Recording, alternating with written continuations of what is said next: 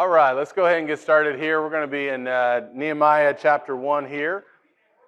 We've got a good turnout here today. I love the conversation and interaction. And we're going to be studying the story of Nehemiah. Nehemiah is one of my favorite men in the Bible. And when you start thinking about leadership, this is one of the best books to go to. So, I went back and forth. I don't have a photo of a wall.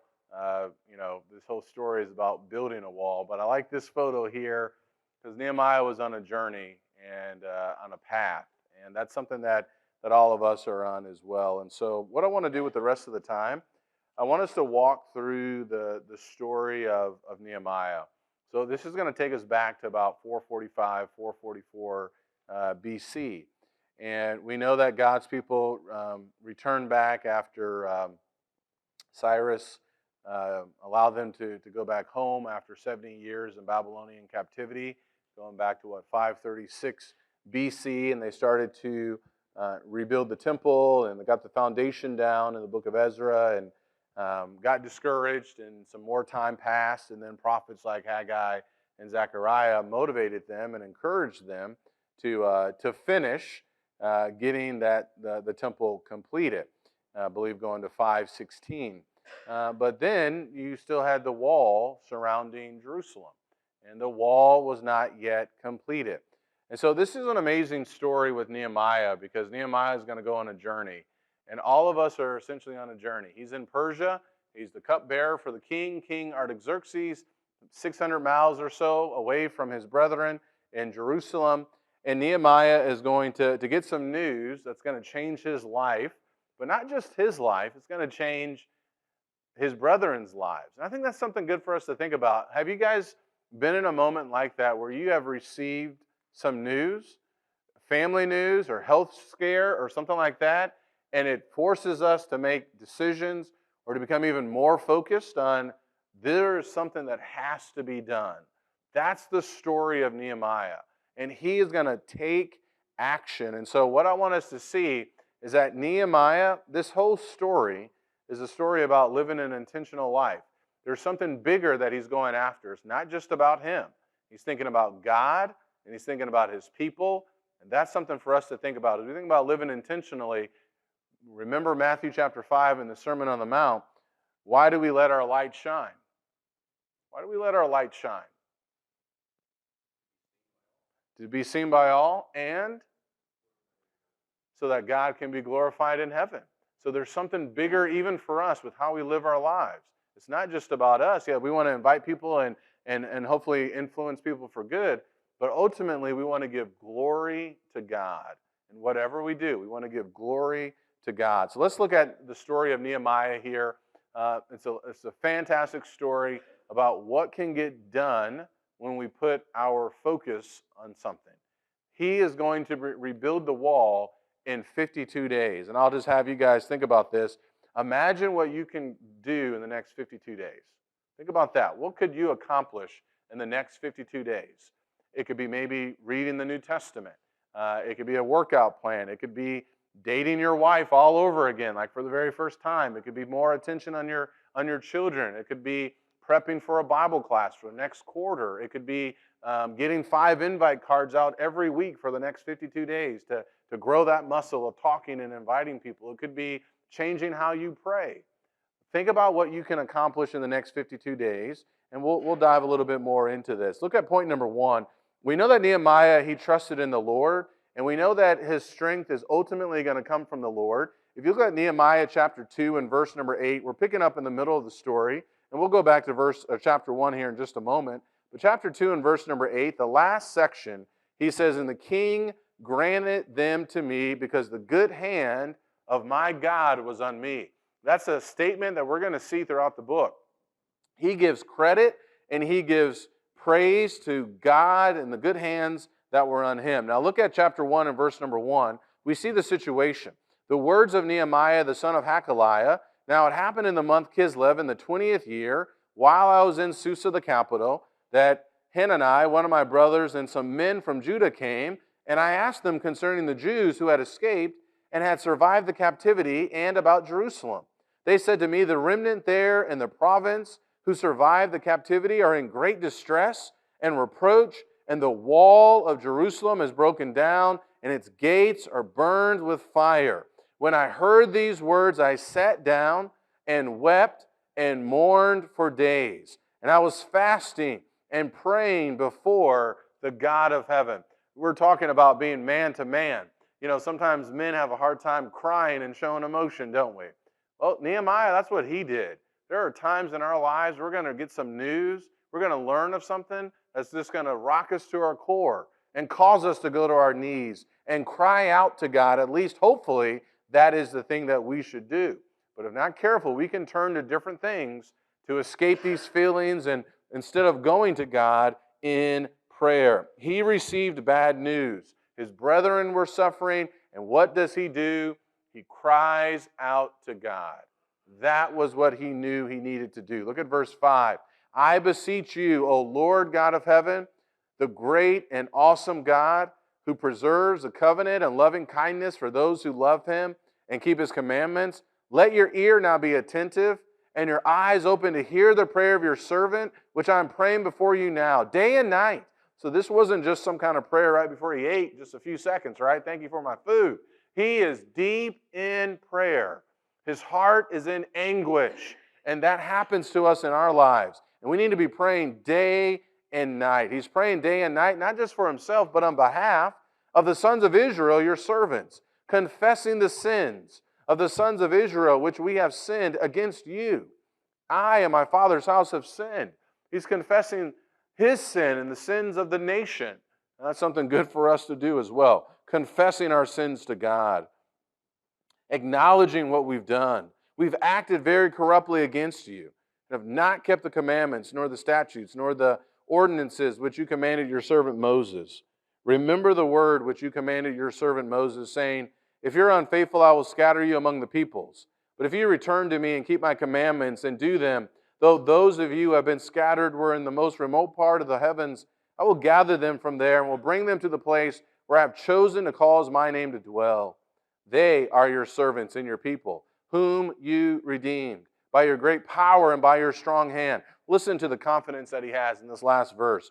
O Lord, I beseech you, may your ear be attentive to the prayer of your servant and the prayer of your servants who delight to revere your name and make your servant successful today and grant him compassion before this man. Now, I was the cupbearer to the king. That is a template on how to pray, isn't it? A prayer of confidence, of humility, of going before the God of heaven. You are the one that's awesome, not me. You're the one that I need because I don't know what to do. There are times in life where we're just going to have a situation of, I don't know what to do. Have you been there? I don't know what to do. And as men, what do we like to do? We like to fix things. We like to be solution. We like to have a solution. We like to be able to resolve and protect. But there are times in every man's life we're going to have this. I don't know what to do. But in reality, we all should know what to do, right? We turn to God, number one. We turn to God in prayer. And Nehemiah, I want you to notice here, one, the time frame in verse 1. It's the month Kislev. In chapter 2, it's the month Nisan. A couple of months are going to pass. He's going to be praying for a long time, a few months, before he even gets an opportunity before the king. But his faith and trust is in God.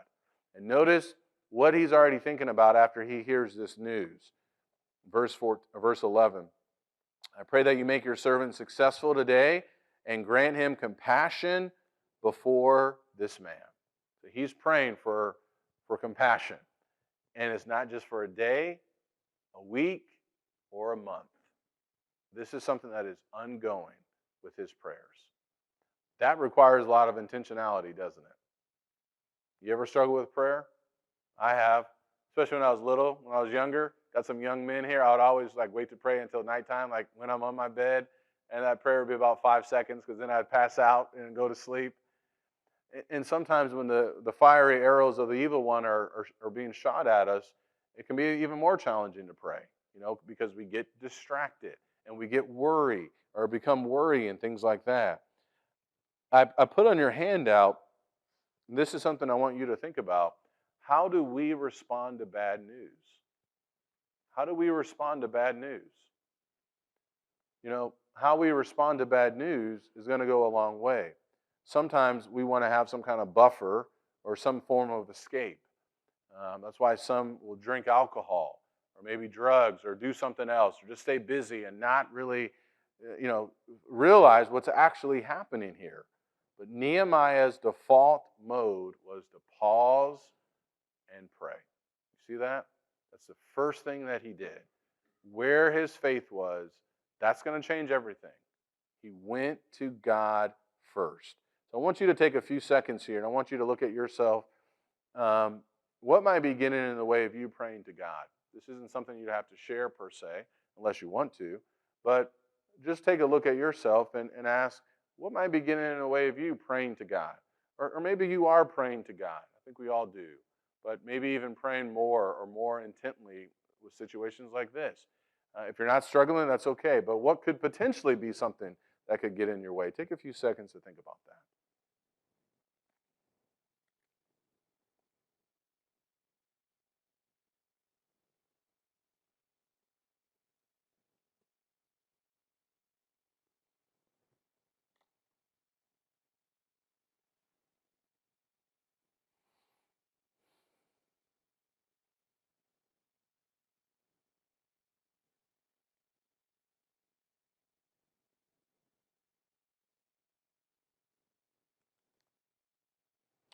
Anyone want to share? No pressure at all.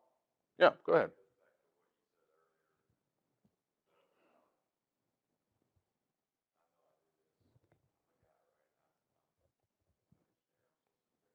Mm-hmm.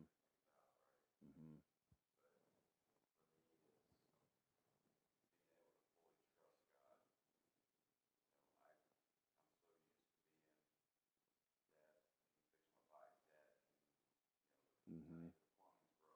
Mm-hmm. Mm-hmm. Mm-hmm.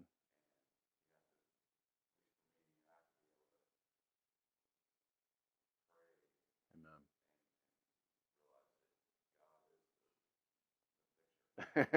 That's right. Thank you for sharing that, brother. That's exactly right. Go ahead, brother.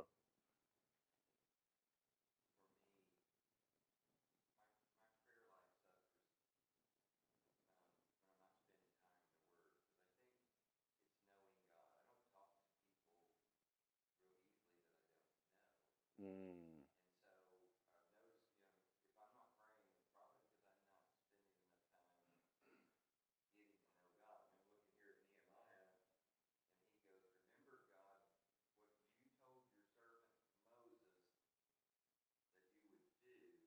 Yep.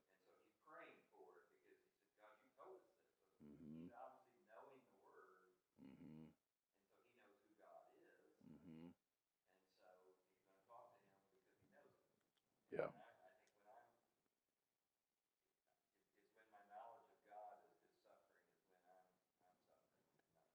Yeah. Thank you for sharing that. Yeah, being a fixer and knowing God. That's a great point. What about you, brother? Mm.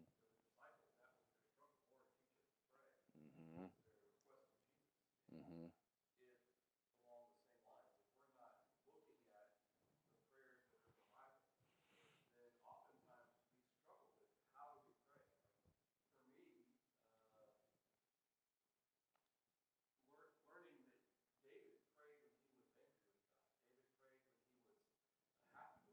Mm-hmm.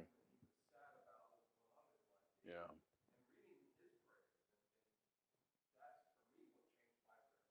Mm.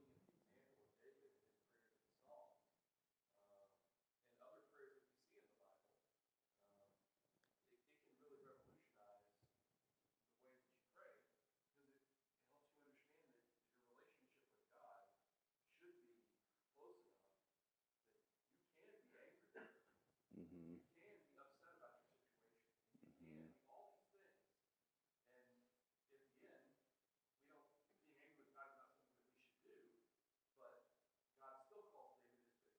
Mm-hmm. Yeah. praying through the emotions. That's something that I think that's something really important for us as men. Praying through the emotions, because when we get upset, you can just something can kind of click. But yeah, allowing ourselves to go to God. That's really good. What else?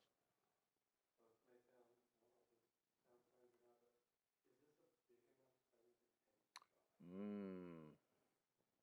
Mm.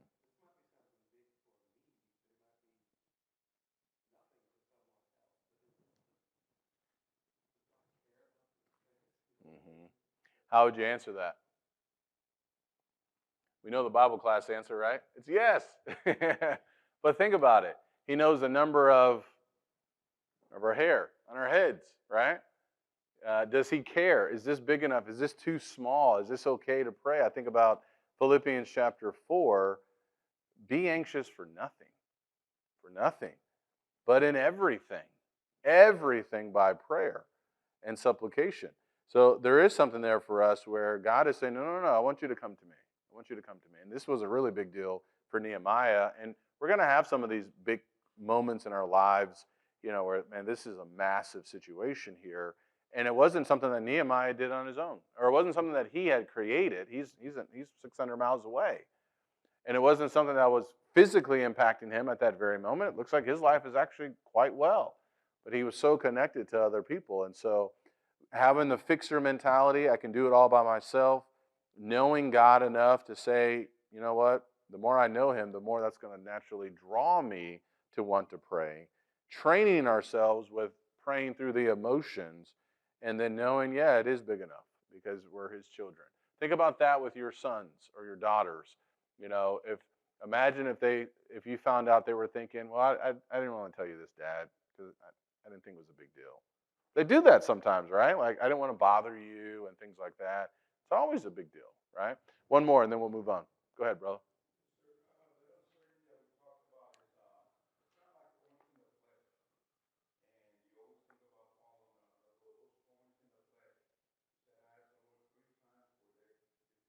Yes. Yes.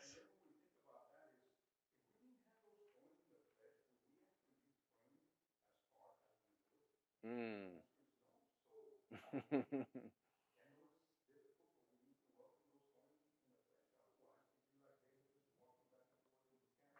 Yeah. Hmm. Yeah, that's a great point. 2 Corinthians, what is that, chapter 12? Yeah. Yeah, the thorn in the flesh. Thank you for that. So, as we think about being intentional, number one, then let's take some time this weekend to consider our prayers, and let's evaluate. Maybe there's some stories we're telling ourselves. God doesn't really, does He care? Yeah, He does. And am I trying to fix this all by myself? Yeah, maybe I am. And let's rally and let's go to God and go to Him in prayer even more, and let's have this confidence because the wall's not even in sight yet. And if He doesn't have this as His foundation, it's not going to be built. B, Nehemiah knew what he wanted. If we're going to be intentional on how we live and in our faith, do you want to go to heaven? If the answer is yes, then okay, then that eliminates a lot of other decisions, doesn't it? If the answer is no, then that changes a lot of things too. One of the things, and we know this, right? Is this being recorded? Are we on the internet? Okay. Like when you go out to eat with your wife, hey, what do you want? "Oh, I don't know. You pick. Okay, well, let's go here. No, I don't want that. Well, you just said you didn't know what you wanted. You go back and forth for 20 or 30 minutes, right? What do you want? It's actually a challenging question sometimes. What do you want? What are we going after? Nehemiah knew what he wanted. So fast forward now a few months in chapter 2, a few months now, verse 1, it came about in the month Nisan in the 20th year of King Artaxerxes, that wine was before him, and I took up the wine and gave it to the king. Now I had not been sad in his presence, verse 2 of chapter 2. So the king said to me, why is your face sad? Though you're not sick. This is nothing but sadness of heart. Then I was very much afraid. You don't go before the king with that kind of countenance. I said to the king, let the king live forever. Why should my face not be sad when the city, the place of my father's tombs, lies desolate and its gates have been consumed by fire? Here it is. Then the king said to me, what would you request? What do you want, Nehemiah? You ever soften down something that you're asking for? I don't want to be too much of a burden. Just not too much. But what if Nehemiah had that mindset? Well, king, nothing. Don't worry about it. I'm okay. We use that too a lot, right? I'm okay. And I know we can't go into every single detail of our life when we're saying hello to someone, but getting to the point where we can be honest and say, here's what's really going on. What would you request? You know what he did first? I prayed to the God of heaven. There's those prayers again. I said to the king, if it please the king, and if your servant has found favor before you, send me to Judah, to the city of my father's tombs, that I may rebuild it. See how clear that was? That's what I want. This wasn't selfish. This was bigger than Nehemiah. Send me. Here am I, O Lord. Send me. This is leadership right here. Send me to Judah. He knew exactly what he wanted. What do you and I want? Living intentional requires direction. We have to know where am I going? Do I want to play football in college? Do I want to retire at 50 or 60 or 65? Do I want to lose 20 pounds? Do I want to increase my Bible knowledge? What do you want? Do we want a marriage full of love and joy and intimacy? What do we want? Nehemiah was clear. Send me to the city. Anybody like pizza like I do? Anybody going to have pizza tomorrow? Yeah, Super Bowl? Yeah, we're getting some pizza, man. Imagine you call up the pizza. We don't really do that anymore, right? We just do it. Nikki does it on her phone now, the Domino's. We got a lot of points, actually. That could be a bad thing. But anyway, we got a lot of points for those emergency pizzas. But imagine we call up like in the old days, hey, what do you want on your pizza? I don't know, just throw whatever, I guess. Just give me a pizza. We don't do that with our food. No, we're very detailed, right? With our skillets and seasoning them and all that. I want it made like this. Why don't we do that with bigger things in our lives? I know we do, but we need to think about this even more.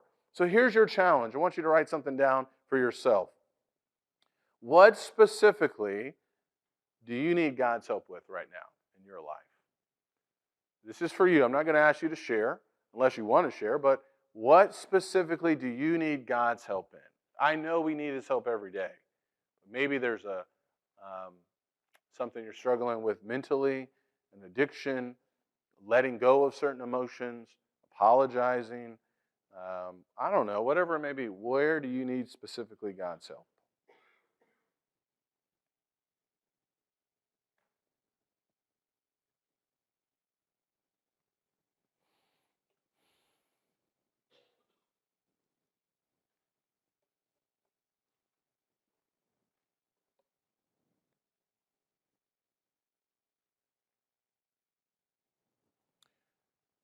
As you're thinking about this and writing something down, it may be a little bit hard because I'm only giving you just a few seconds. Nehemiah had a few months to really think about this. And that's something important for us too. We live in such a fast-paced world where we work, we're busy, we have sports, and sometimes it actually may be hard for us to really figure out, I don't know exactly what I do want or need help with. And so maybe finding some space in your life to really think about your walk. Where do I actually need help? Nehemiah had a couple of months to think about, okay, what can I do or what am I willing to do? And so I know this is, putting us on the spot here, but if you find it challenging, and many times we can know, Lord, I need your help with this right now. It's something maybe on our mind or something we're struggling with. But give yourself that space to really figure out what is it that you need help with, what is it that you actually want. And as we think about time, that's number 3. Nehemiah, he had a definite time. He had a time schedule. Living intentionally requires a time schedule. I'm the time cop sometimes. I am hypocritical about that sometimes when I'm late. I'm looking at my watch now. It's 11:30. We're going to be cutting it close. But it said 10 to 12, so we got to get done by 12, right? But think about sometimes goals that we have, but there's no time limit on it. It's just, well, when are you going to get done with it? I don't know. So one day, well, one day may never come. Look at verse 6. Notice how he talked to the king. The king said to me, the queen sitting beside him, how long will your journey be? And when will you return? So it pleased the king to send me, and I gave him a definite time. He gave him a definite time. That's planning right there. You know what that is? That's faith too, right? God is going to help me build this wall. And when you go to, I think, the end of the book in chapter 13 and verse number 6, chapter 13 and verse number 6, but during all this time I was not in Jerusalem, for in the 32nd year of Artaxerxes, king of Babylon, I had gone to the king.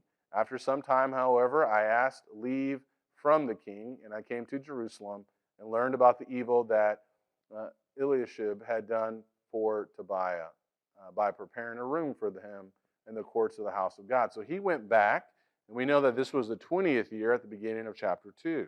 So living intentionally requires time restraints. It requires discipline. It requires focus. Things don't have to take as long as we may think when we know what we're going after and what we're going to do and asking the Lord for help with. What are some time traps for us? This is where I want to hear from you. What are some time traps for us? Screens. That covers pretty much everything, doesn't it? The screens. Now even in our cars we got screens too, right? So yeah, screens. Cell phones, Nintendo Switch, TVs. What are some other time traps? Not being able to say no. Or using time as an excuse. You know, I'm really busy. You know, we're better off saying, no, I can't do that. I don't want to do that. I don't want to be mean to people, but yeah, over booking, being over busy, or just having too much, being overwhelmed, not managing maybe our time the way that we should. Anything else? Yeah. Hobbies becoming obsessions. That's exactly right. Yeah, hobbies are nothing wrong with that. That's good to have a hobby, but not to the expense of other things that are even more important. I have another comment over here. Yeah, workaholics, and especially in America, right? It's almost a badge of honor. Busy is a badge of honor. I'm so busy. You know, you ever ask, how you doing? I'm busy. Okay, or you ask somebody and they're walking away and they say, I'm busy. It's like, okay, I get it. You're busy. I can't talk to you right now. I heard a great quote though. Busy is a decision. Busy is a decision. Who's making you busy? Who's forcing us to be busy? Sometimes it's our decision making that has caused us to become busy. Busy is a decision. What if we had that same mentality for kingdom work, being busy that way, like Dorcas, as someone mentioned, or Paul? Busy is a decision. Think about that. So ask yourself this question, point C here. Look at your life. How can you find more time in your faith to assist others or to grow your faith? What are some things you need to eliminate? I want you to be detailed. Can you think of one thing, one action, maybe it's something even today after we wrap up, that you can give yourself some more time? Write that down for yourself, please.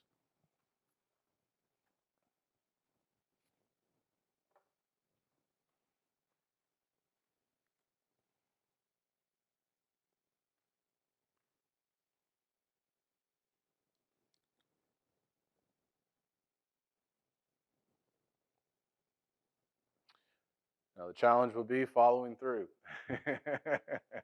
Easy to identify, you got to follow through, all right? So we work on time constraints. We know that in everything. Think about the airlines. If you're not there on time, if that plane leaves 2 minutes late, we are upset. So we know how this works, how much bigger when it comes to our faith, our family, and the brethren, all right? So if we're going to live intentionally, then we need to have these time constraints. Nehemiah is showing us how to do it. Notice, too, the wall hasn't even started. All these things are before all this. He hasn't even got to the wall yet. But he has these things in place. Look at verse number 11. Nehemiah, what he's going to do, and if we're going to live intentionally and grow and arise and build and be the kind of men that we can be and God expects us to be, we have to assess the problem. We have to look at, okay, what area of my life do I need to improve? What's holding me back? In verse 11, I came to Jerusalem and was there 3 days. And I arose in the night and a few men with me. I and a few men with me. I did not tell anyone what my God was putting into my mind. He's given credit again to God to do for Jerusalem. It wasn't about him. And there was no animal with me except the animal on which I was riding. So I went out at night by the valley gate in the direction of the dragon's well and unto the refuse gate, inspecting the walls of Jerusalem. So see what he's doing? He's checking it out. What's the problem here? Which were broken down, and its gates which were consumed by fire. Then I passed unto the fountain gate and the king's pool. But there was no place for my mount to pass. So I went up at night by the ravine and inspected the wall. Then I entered the valley gate again and returned. The officials did not know where I had gone or what I had done, nor had I as yet told the Jews, the priests, the nobles, the officials, or the rest who did the work. So he is looking at the problem. What exactly needed to be fixed? Living intentional requires that we assess exactly where we are. We can do that by just measuring backwards. Measure backwards. So, a year later, I dropped those 17 pounds. So I can measure backwards and say, okay, I see where I was. I see where I am right now. Or a year later, I've saved more money than I did last year. Or my wife and I, our relationship is stronger than it was a year ago. But we have to assess where we are and what exactly needs to be fixed. And this can be really tough. We sometimes want to dive into something head first. I've been guilty of that, right? Hey, let's just go ahead and do it. Let's just get started right now. But Nehemiah is patient, and there is a plan in place that he has because he needed to figure out how bad actually is the situation. Let me examine it. We need to be examining our hearts. Where am I? And so, you think about if there's something for you to focus on improving, what might that be? That's going to require you assessing your heart. I can't answer that for you, but that's something I want you to think about. If there's an area in your life where you need to focus on improving, I want you to write that down or at least think about it. What area of your life? Assess the problem. And again, this gets really tough. You know why? You mentioned it earlier, brother, because of pride. We struggle with pride sometimes. And as much as I like to think I'm here, maybe I'm only here. And David heard those words, you are the man. You are the man. Sometimes we can be the man. Sometimes we can be the man. We want to be that person that just seems to be at the mountaintop every single day. But sometimes that's just not how it is.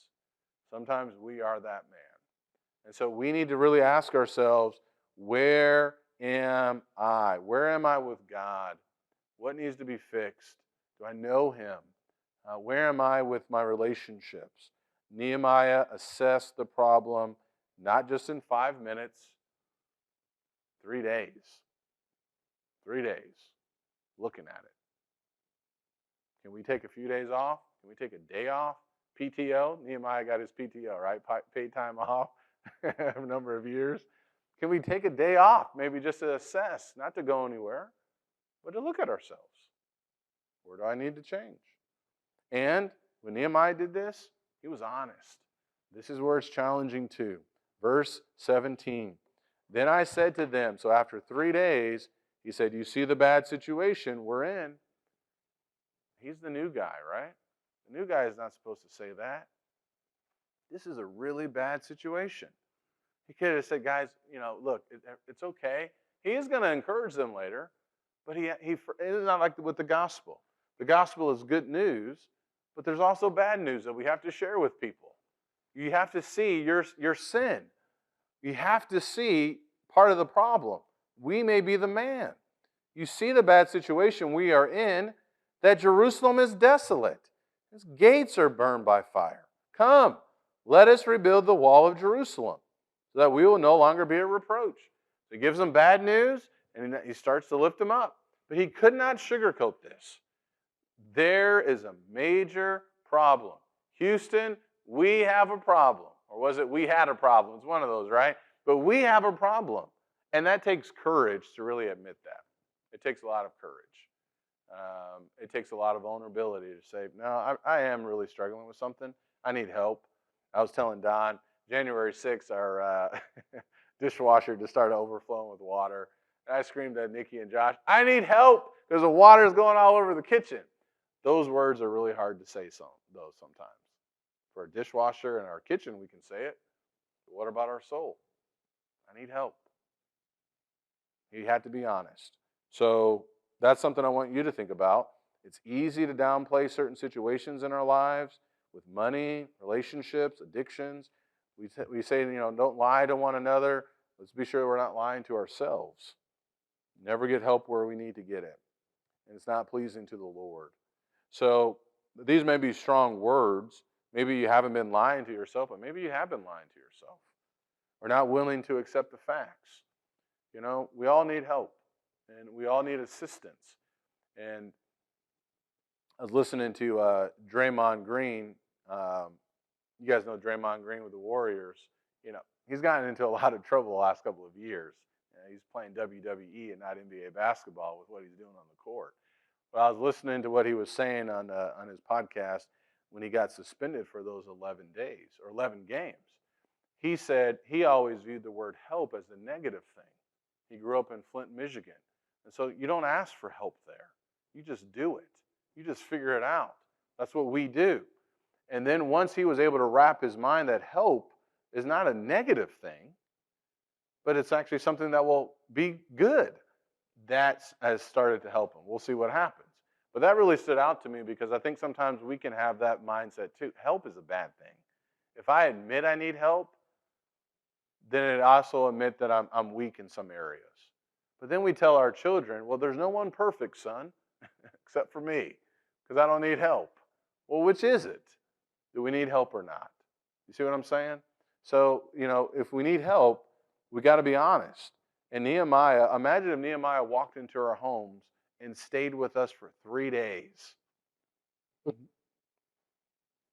that be a good thing or a bad thing? It could be a good thing. He may be like, I'm going to hang out here for a couple of weeks. Or he may wake up that 4th day and say, oh yeah, I see the bad situation you're in. But here's the good news. Let's get up. Let's rebuild the wall of Jerusalem. That's how we live intentionally. In every area of our lives, we have to be honest. He was optimistic. I like that statement you made, brother. I can't do itis, if I'm saying it correctly. Notice what he says in verse 17. Come, let us rebuild the wall of Jerusalem so that we will no longer be a reproach. I told them how the hand of my God, here's God again, had been favorable to me, and also about the king's words which he had spoken to me. Then they said, let us arise and build. So they put their hands to the good work. This is what I really love as well. He's optimistic. Not a brick has been laid yet, but he's optimistic. He's optimistic. We can do this, not by our own strength, but by God's strength, we can do this. Living intentionally requires an optimistic outlook. We can either talk about divorce and threaten our spouses with divorce and vice versa, or we can say, we're not getting a divorce, we're in a bad situation, but we're going to fix this marriage. We're going to get better, and I'm going to get better. We're going to own who we are. We got to be optimistic. If everything is doom and gloom, then that's what's going to happen. He was optimistic not because he was just feeling these things. It's because God was with him. That's why his faith was so important.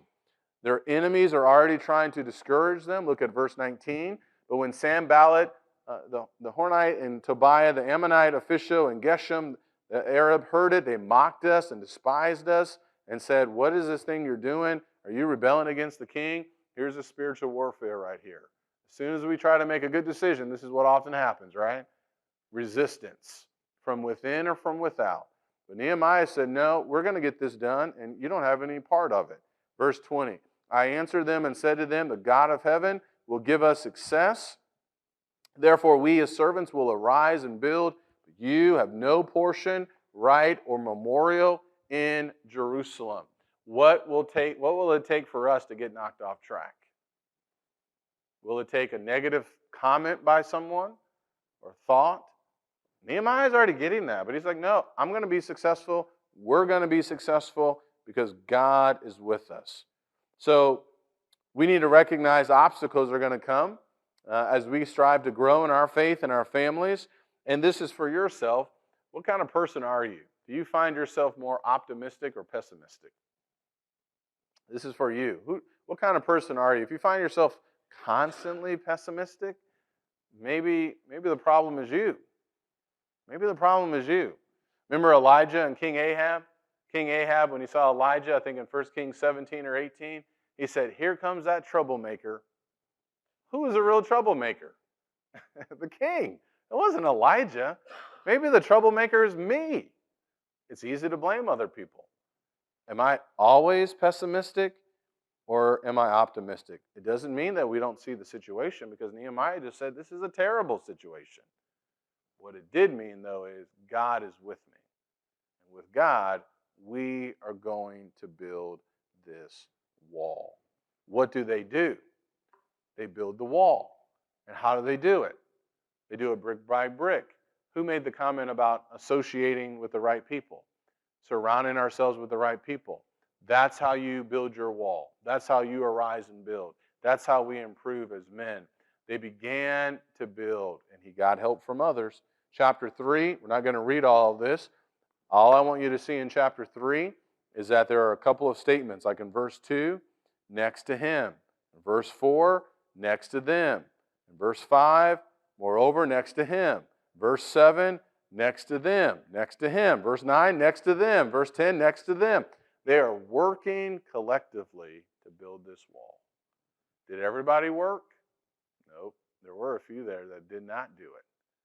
But the majority of them are working together. Nehemiah could not build this wall on his own. And one of the things that we have to tear down as men is knowing that I can't do it all by myself. I've tried that. Have you tried that? It's pretty taxing. You know what Jesus says? Come to me, all you who labor and are heavy laden, and I'll give you what? Rest. He's talking about our souls, obviously, right? But he says, my yoke is not what? It's not heavy. It's not a burden. Sometimes we live our lives like that. Have we unyoked ourselves from Christ? Well, that's something we have to think about. Living intentionally requires assistance from others. And that will also require humility. You guys agree with that or disagree? Totally agree. In order for us to get to heaven, we need one another. Think about that. We have the church. Not good for man to be alone. Go ahead, brother.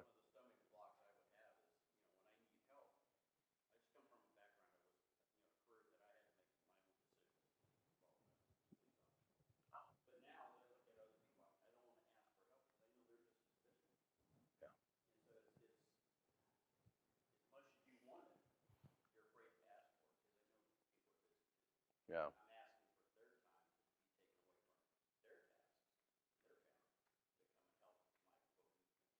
Yeah. Yeah. So how do we work through that? Let's talk about that. Let's talk about that. Because there's a lot of truth to that. Everyone's busy. What I'm hearing is, well, I'm almost a burden if I ask for help. How do we work through that? Yeah, that's a great point. So one, it's okay to be a burden. Yeah. We don't like that though, but sometimes we just need that. Yeah. What else? How else could we work through it? Yeah. Hmm.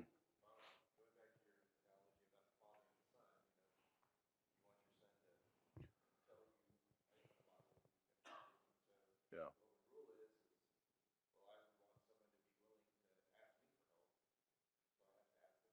Yeah. Yeah. And it could be we will get a no. They will say, no, I'm too busy. Oh, okay. Thank you. But what's the alternative? They may say, oh, I'm more than happy. Um, no, I'll drop everything right now. You being a police officer, and helping people and serving people, that's a heart that a lot of people have. Something else. Oh, go ahead, brother.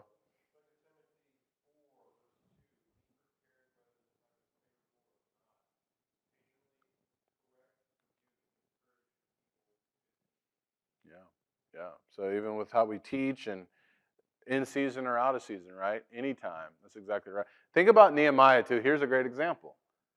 Was Nehemiah busy? He's the king's cupbearer. he's 600 miles away.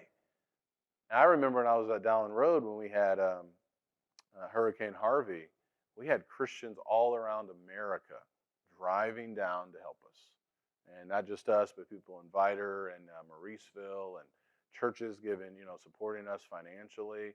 And it was such a blessing because we really needed help. And we didn't even ask. People just said, no. We're just going to come to you. And so maybe something else as we think about this, and I appreciate your vulnerability talking about it because it is hard at times, is once we do it for the first time, it gets a little bit easier. Once we say, no, I really do need some help, it gets easier. And so trusting and allowing ourselves to go through that feeling of, I do need someone else. I think that could help us too. Do you have a comment? Anyone else? Go ahead, brother.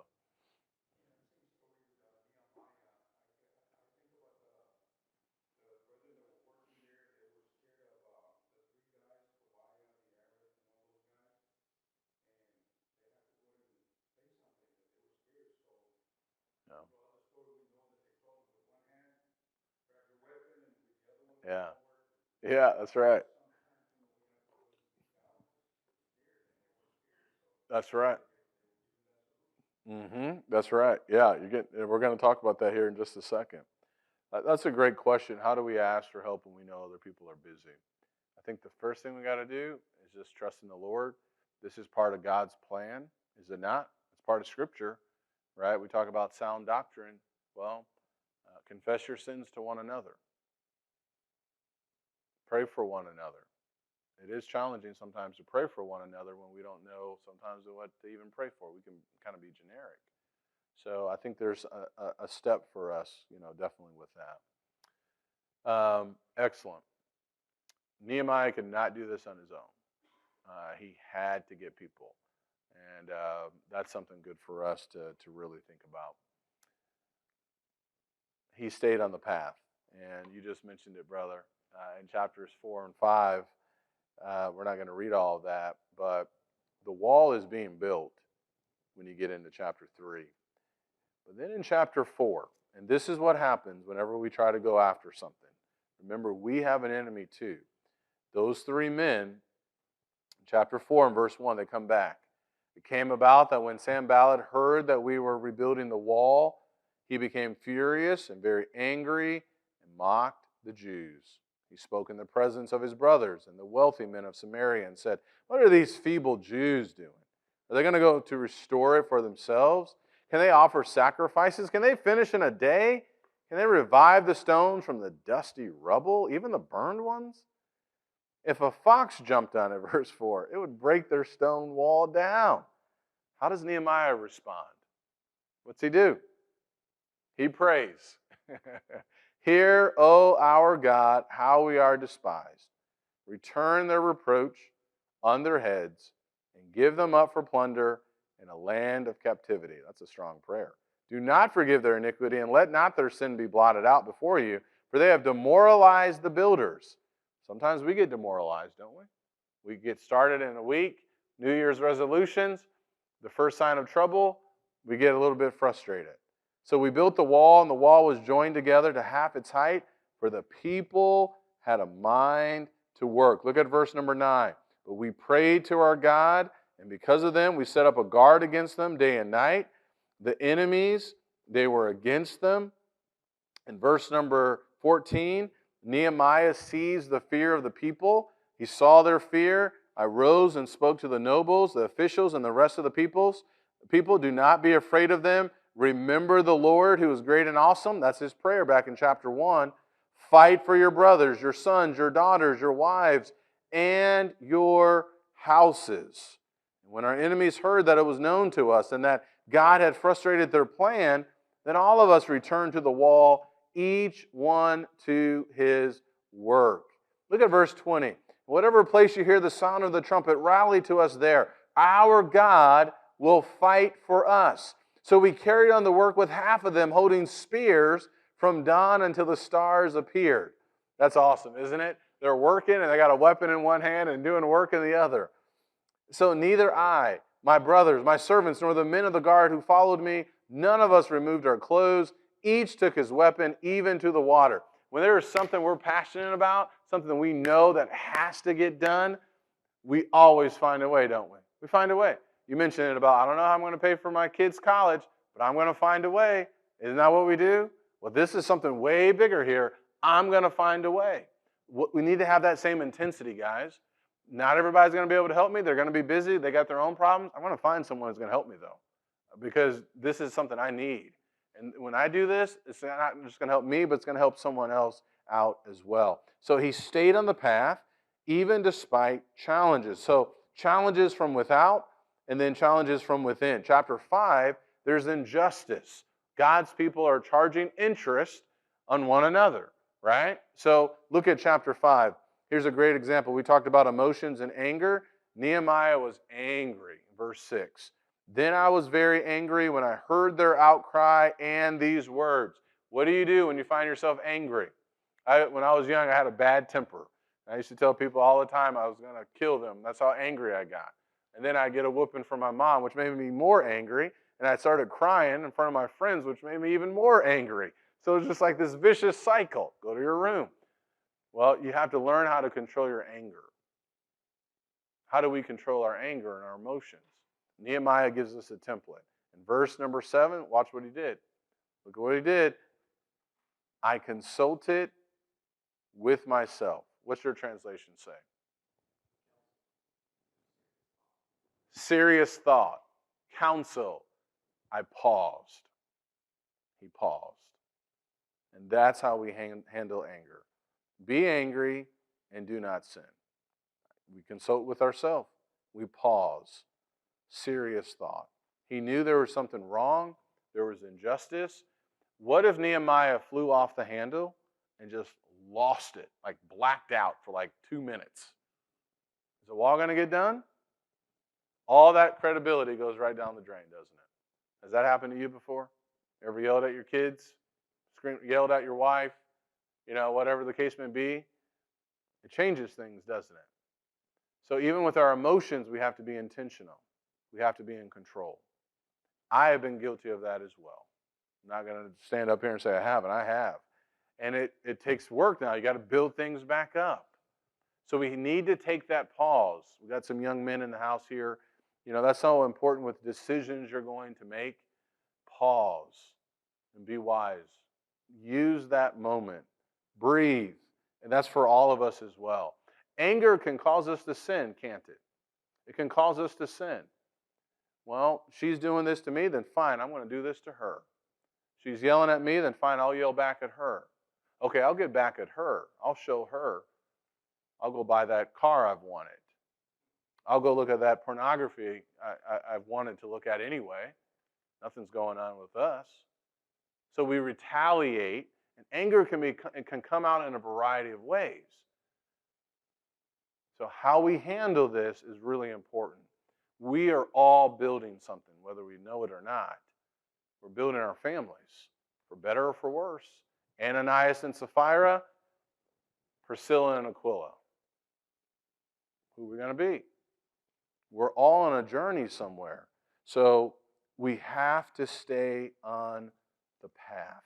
We have to stay on the path. Stay on the right track.